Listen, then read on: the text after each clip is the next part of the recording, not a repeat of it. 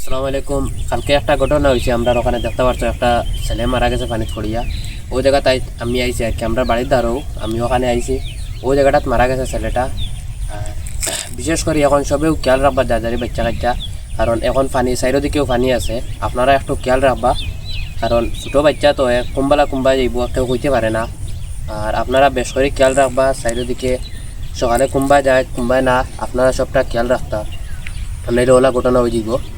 কালকে তারা পোস্টমর্টমের লাগে নিয়ে গেছেন শিলচার, আজকে 12টা-1টার সময় লইয়া আইবা।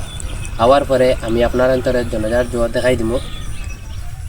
আর এখন বর্তমানে আমি ওই জায়গাতে আছি, ওই জায়গাতে জোয়া পাইছিল, ওই জায়গাত মনে হয় ওই জায়গাত পাওয়া গেছে তারে আর কি। বর্তমানে আমি ওখানে আইছি।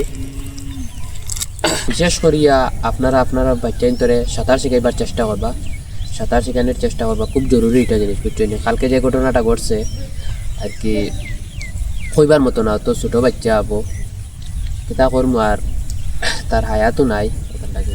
আর ঘটনা ঘটে গেছে, আর বাচ্চারা সাঁতার শিখাইবা আপনারা সবার লাগে এটা ইম্পর্টেন্ট বুঝছেন। আর বাচ্চা একটু কেয়ার করবা।